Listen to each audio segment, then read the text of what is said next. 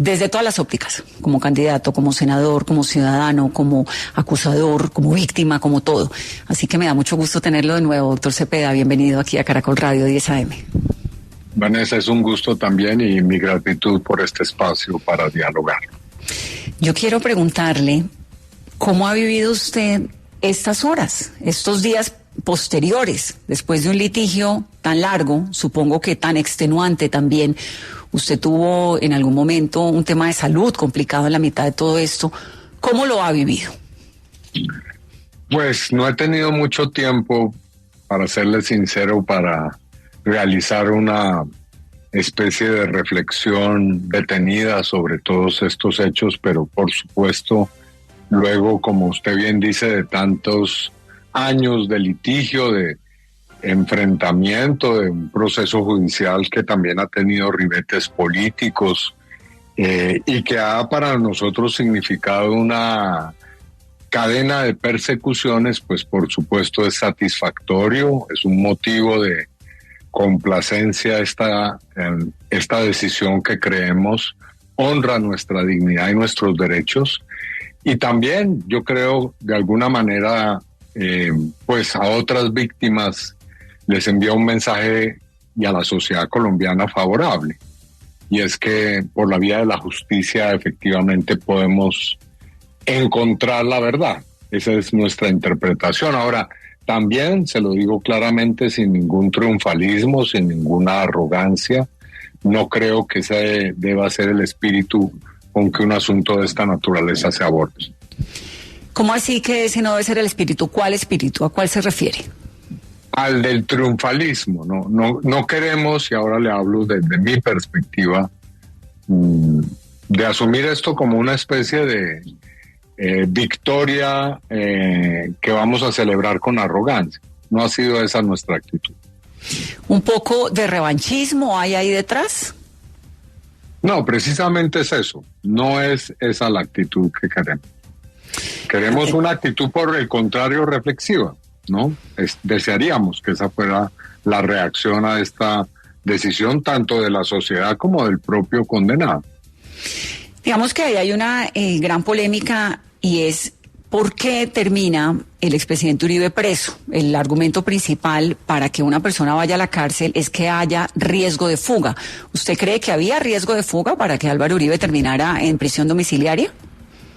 Mi interpretación es otra. No creo que sea ese riesgo el que ha llevado a tomar esa decisión, sino en la sustentación que ha hecho la señora juez. A mi modo de ver es preponderante otro argumento, y es el hecho de que el expresidente Uribe ha desplegado, junto a su entorno político, una campaña muy agresiva de presión contra la justicia, y que tiene múltiples expresiones. No solamente digamos, como es el derecho de toda persona que es objeto de una decisión judicial de oponerse a ella o de criticarla, cosa que es perfectamente lícita, sino desplegar toda una serie de acciones que buscan que la justicia y la señora juez, en este caso, pues sean tratadas de una manera supremamente descalificatoria, peyorativa e incluso agresiva por parte de sus seguidores y de él mismo. Entonces, en ese orden de ideas, doctor Cepeda, ¿la prisión domiciliaria sería un castigo por parte de la jueza ante esto que usted dice que es una presión que ha ejercido, según digamos el argumento que me está dando, una presión que habría ejercido el expresidente ante ella, para la justicia, para la jueza? Para la justicia. Y por supuesto que Uribe debe ser sancionado. Es decir, si es hallado culpable, como lo fue en primera instancia, es cierto, debe ser sancionado. Y la sanción debe ser lo más rigurosa. Ahora, en su caso, hay unos atenuantes. Se ha permitido que sea una reclusión domiciliaria, pero Uribe no está en una condición que lo ponga por fuera de la esfera de la justicia. Es decir, una persona condenada tiene que afrontar las consecuencias de la condena, de haber sido hallado culpable. No, entonces eso no se es le una entiendo. revancha de la juez Sí, sino pero lo que le... simplemente una decisión, perdón, simplemente para redondear, que es como, digamos, el desarrollo natural de lo que ha ocurrido. Sí, pero lo que le quiero insistir es, porque usted me dice que la jueza, o que hay, digamos, la sensación de que Uribe ejerce una presión sobre la justicia. Entonces, bajo ese argumento, ¿el envío a prisión domiciliaria termina siendo un castigo extra para él o la prevención de qué?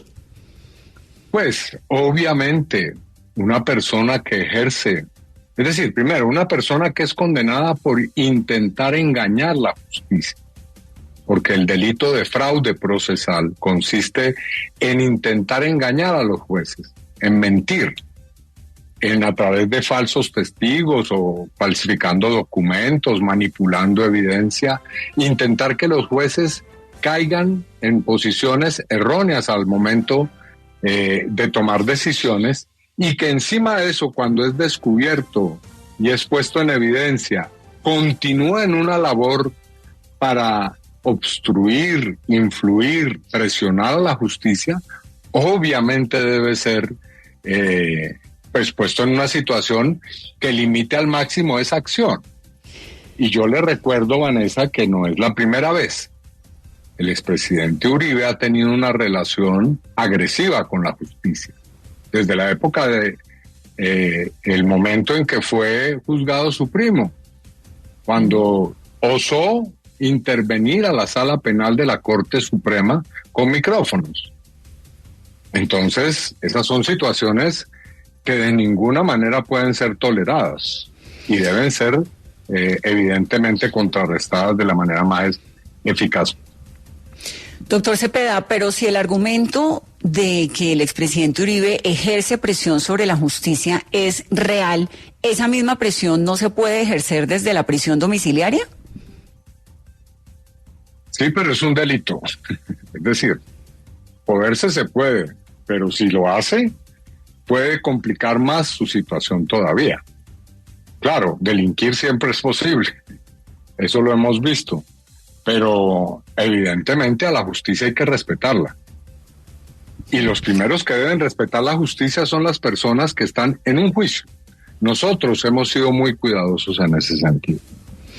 Mire, yo entiendo que son procesos distintos. Esta pregunta que le voy a hacer me cuesta ejercerla, casi que hacerla, porque yo he cubierto procesos de paz, he entrevistado exguerrilleros, entiendo perfectamente el rol de la Jurisdicción Especial para la Paz, la relevancia de los procesos de paz de Colombia, no se le olvida, pero nuestra generación tiene muchos procesos de paz incipientes y otros exitosos, como el de las FARC, con los cuestionamientos que usted quiera, como la desmovilización de los paramilitares, con todos los argumentos que quiera, pero esperanza y búsqueda constante de paz. ¿Usted qué le dice a la gente, que además es el tema de conversación en Colombia, pero cómo es posible que fulano de tal, que es un criminal condenado, que hizo proceso de paz, que todavía hay otros armados, bueno, todo esto, estén libres, estén en el Congreso, y el expresidente Uribe, para quien un gran porcentaje de la población colombiana es un héroe nacional, un político muy, muy importante, esté detenido? ¿Qué le dice eso? ¿Qué le responde usted a esa gente? Pues dos cosas básicamente. Primero, quien comete un crimen no es un héroe. Puede ser que sea percibido como tal, sin duda. Puede ser que tenga simpatías, como las han tenido muchas personas que han sido criminales en distintas circunstancias históricas. Pero una persona que comete un crimen es un criminal. Ahora, por supuesto, en el caso actual, hemos tenido un fallo de primera instancia, veremos qué dice la segunda. Pero el presidente por ahora ya está condenado. Entonces, la sociedad colombiana tiene que comenzar a entender que una persona, por muy popular, por muy poderosa que sea, comete un crimen, debe ser sancionada. Y debe ser sancionada sin importar si ha sido agente del Estado, guerrillero, miembro de una organización narcotraficante, porque quien comete un crimen se pone por fuera de la ley, así haya sido jefe de Estado. Primer asunto. Pero segundo asunto, sin lugar a dudas, guerrilleros, paramilitares, narcotraficantes han cometido crímenes absolutamente execrables, que son crímenes contra la humanidad. Creo que en eso no hay discusión. El asunto es que ellos han tomado un camino y es someterse a un tipo de justicia, que es una justicia que parte de un principio restaurativo. ¿Qué dije yo el día de la sentencia o del fallo que fue proferido por la señora juez?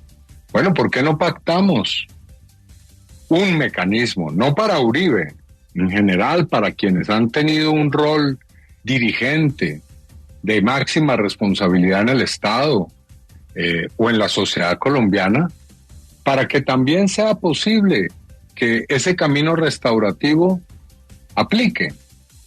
¿Y en qué consiste el camino restaurativo? En que no es que hay impunidad, porque ahora vamos a conocer en próximos días las sanciones de la JEP a los guerrilleros y a los militares que están en este momento en ese sistema, y veremos qué sanciones son, qué tan serias son. Pero esas sanciones son distintas, como se ha podido ver. Bueno, ¿y por qué eso no lo podríamos pactar también para otras personas? Ese es un camino y creo que debemos darnos la posibilidad de discutirlo. Doctor Cepeda, quiero volver al fallo y sobre todo a dos decisiones que uno podría pensar excepcionales. Las decisiones que se dieron el viernes anterior.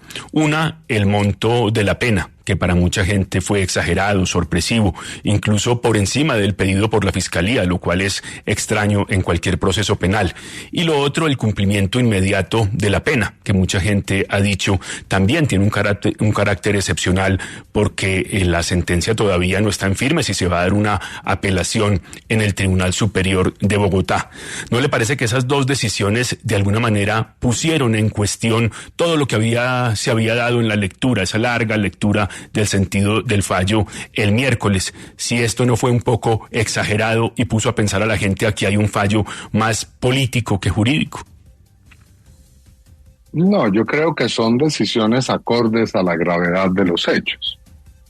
Es decir, los dos delitos que se le han primero imputado y luego juzgado y condenado al expresidente son delitos muy graves.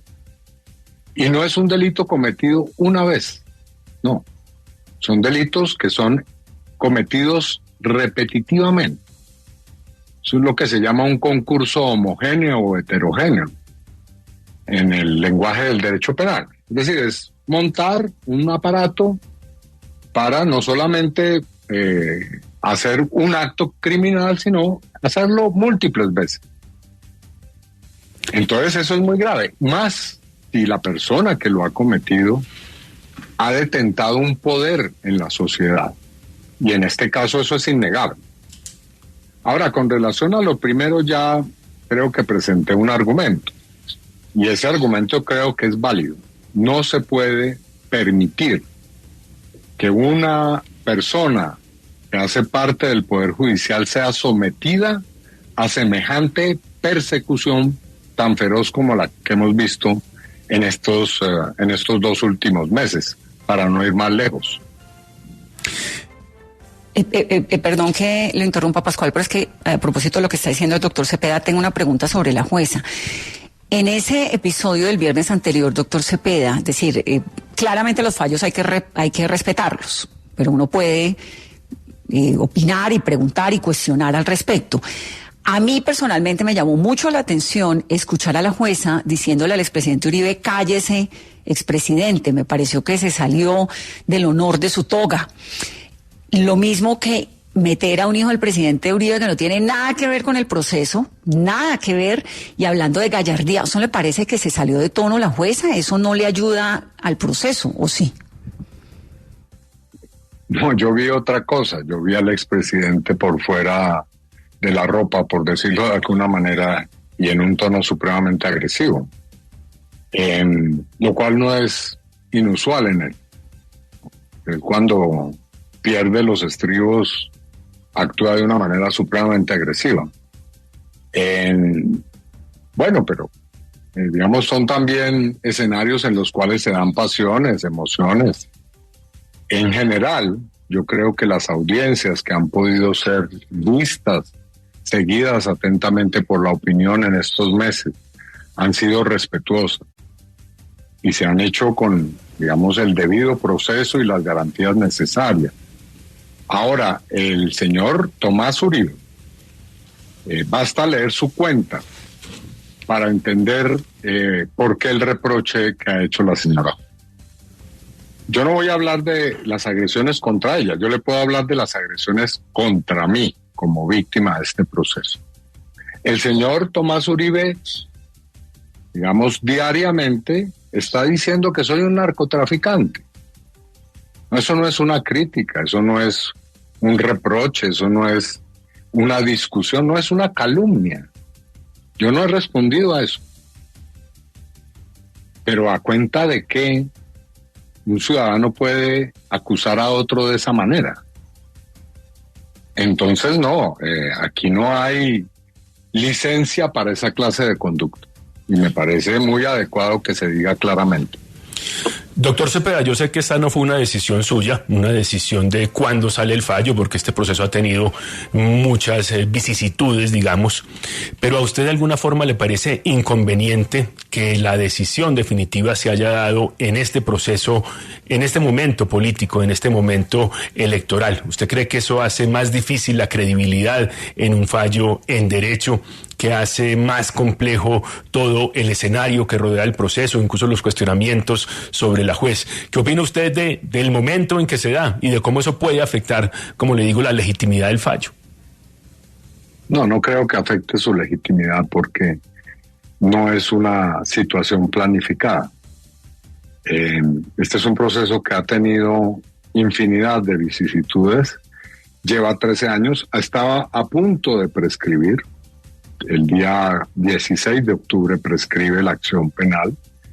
Entonces, claro, no puede darse partiendo de una especie como de, no sé, suspensión temporal hasta que pasen las elecciones en Colombia, entonces se asuma la decisión. No, era necesario que luego de 13 años de estar en eso, la sociedad colombiana, las víctimas, el procesado, tuviéramos el derecho ya de poner punto final, por lo menos un punto de desenlace de este litigio. Y creo que en Colombia buscar un momento ideal para una cosa de estas es imposible. No solamente porque en Colombia tenemos elecciones con mucha frecuencia, sino además porque siempre hay conflictos, siempre hay discusiones. Si no son las elecciones, hay crisis, hay discusiones sobre lo que hace o no hace el gobierno, la oposición. Pero a mi modo de ver, y esto me parece que es saludable decirlo, una decisión tan trascendental, por supuesto que ha suscitado un inmenso debate y ha movido la opinión pública, pero debo registrar con complacencia que ha sido asumido democráticamente. Es decir, no ha ocurrido el apocalipsis que se vaticinaba, que esto llegaba a producirse, pues iba a ocurrir una hecatombe en la sociedad colombiana. No, se ha asumido como debe ser. La defensa del expresidente y el expresidente apelan. Nosotros pues también haremos en la instancia correspondiente nuestros argumentos. La gente en la calle discute, probablemente hay alguna que otro enfrentamiento muy episódico entre ciudadanos, habrá movilizaciones de un lado y de otro, pero es la democracia, como ocurre en cualquier país, donde hay presidentes y expresidentes que son juzgados y que son condenados o absueltos por la justicia. En eso Colombia estaba en mora de dar ese paso. Doctor Cepeda, en este nivel de polarización y de radicalización en la que está el país, de alguna manera la decisión de este fallo condenatorio contra el expresidente Uribe puede traerle consecuencias, ¿teme por su vida? Bueno, yo, para serle franco, yo he vivido en esa situación siempre. Y digamos que para mí no es extraño todo esto que está ocurriendo ahora. Si ustedes han podido ver, el periodista Daniel Coronel, para no ir muy lejos, ayer señaló una circunstancia desde todo punto de vista normal. Una persona va y interpone una acción de pérdida de investidura en mi contra en el Consejo de Estado, una denuncia penal por narcotráfico, lavado de activos, concierto para delinquir y no sé, medio código penal. Y cuando se va a verificar la dirección del señor, resulta que está suplantando a otro. Está suplantando a un abogado. Entonces van y buscan al señor que ha suplantado y resulta que ese señor que está suplantando también ha sido suplantado. Entonces, ¿qué hay ahí? La pregunta es obvia. Ahí hay un plan macabro para buscar que a mí se me judicialice de la manera más arbitraria posible, a través de una denuncia hecha con una suplantación. Bueno, eso es el pan nuestro de cada día. No le hago la crónica porque no sería suficiente este espacio radial en varios días. Porque como sé, hay muchos colombianos que tienen algún tipo de queja y de circunstancia muy, muy compleja. Este es un país muy difícil. Quiero preguntarle cómo está de salud. Bien, gracias, Vanessa. Y vamos. ¿Sí? Escuchándola, sí. No, en general, después de el segundo episodio que tuve de cáncer ya he podido superar, pero obviamente hay que estar siempre en controles, ¿no? Eso me alegra. Entonces, ¿está listo para una candidatura presidencial?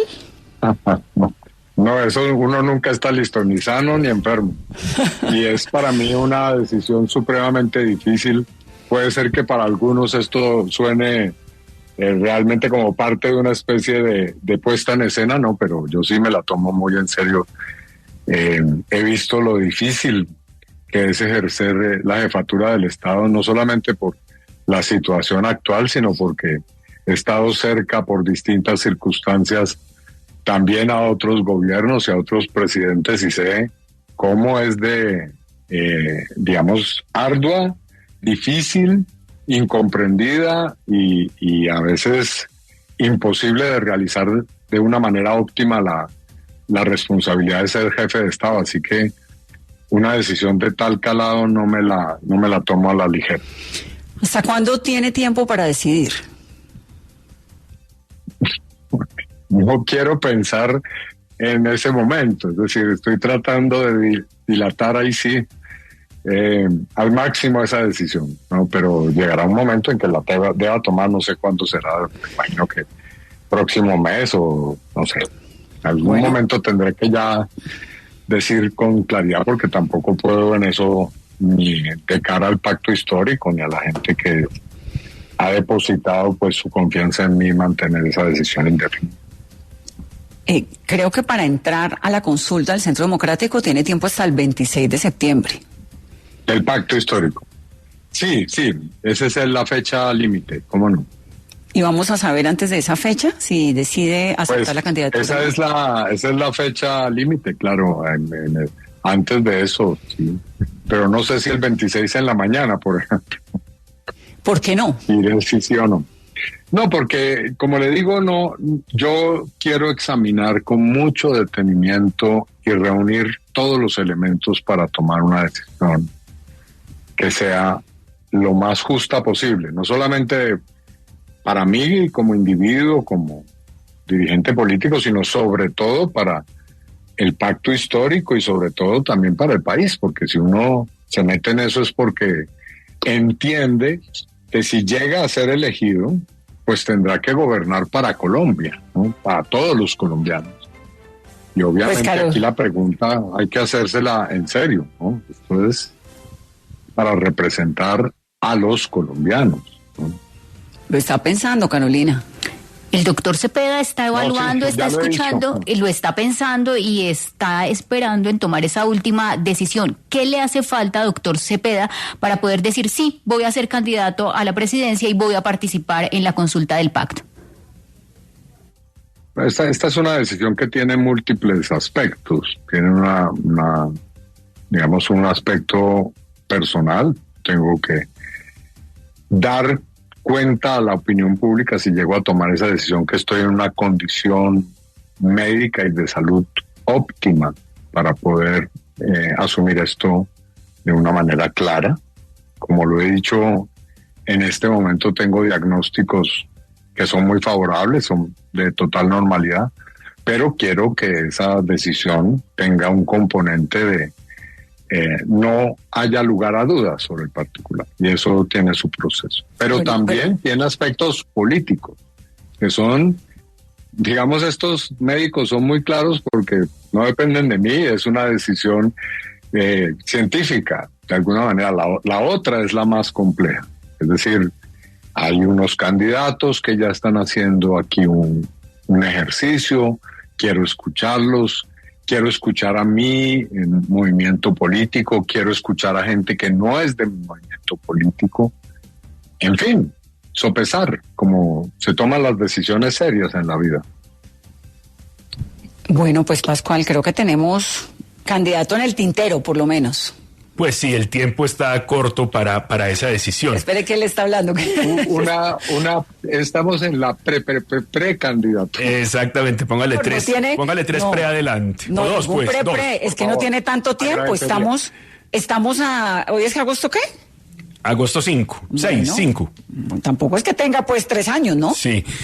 Y le quería preguntar al doctor Cepeda si esa duda de alguna manera tiene que ver con que una posible candidatura le pondría un manto de duda a esa decisión y al proceso penal, porque muchos han hablado de una especie de oportunismo o que una decisión judicial termine impulsando una candidatura y un proceso electoral.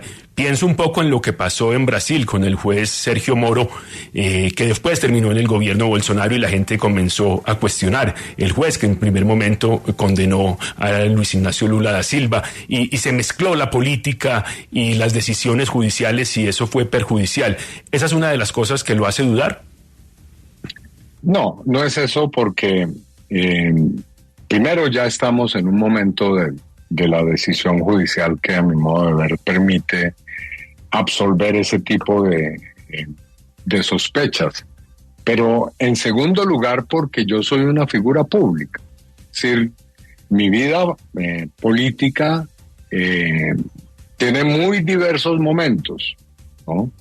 Como la del expresidente Uribe también, o como la de cualquier persona que está en este mundo de la política. Entonces, cualquier cosa que uno haga, y le digo, hoy es el juicio, pero mañana serán otros temas, está puesta siempre bajo la lupa y el examen, pues a veces imparcial y juicioso de la opinión pública y a veces también bajo las turbulencias de los debates políticos. Entonces, haga lo que yo haga o deje de hacer lo que deje de hacer, lo que decida será objeto obviamente de una crítica y de un examen y bueno, por supuesto de eso se trata además.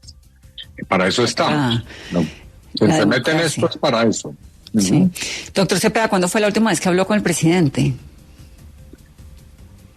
No sabría decirle, tal vez... No, hace ya un buen tiempo, no sabría precisar, pero en todo caso, por lo menos 2 meses de manera personal y también a través de otros medios. Creo que fue exactamente, le voy a decir, hace unas semanas, tal vez cuando estábamos en medio del debate sobre la consulta popular en el Congreso, estaba yo precisamente escribiéndole al presidente un mensaje y algún fotógrafo indiscreto le tomó una imagen a mi celular y apareció todo el mensaje, además. Un mensaje que no tiene además ningún misterio, pero yo creo que ese fue el último mensaje que tuve hacia el presidente y era sobre precisamente estos temas que estaban en debate sobre la reforma laboral. En ese contexto del caso de Álvaro Uribe, ¿no han hablado? ¿No le ha dicho bien, mal, me alegra, no me alegra? No sé, la reacción que uno tendría entre 2 personas que pertenecen al mismo partido, que han tenido luchas conjuntas. No, sobre el caso en particular no, pero por supuesto, esto es inocultable y además no tiene ningún misterio. El presidente Petro fue quien inauguró en el Congreso los debates de control político, que terminaron en un agudo, pues decirlo de otra manera tal vez no sea adecuado, enfrentamiento político con el expresidente Uribe. Sí. Así que por supuesto que hablamos de esto, pero en un sentido en que también puede sorprender a la opinión pública. Al comienzo de este gobierno, si usted se acuerda, el presidente Petro se reunió con el expresidente Uribe, y no una vez, varias veces.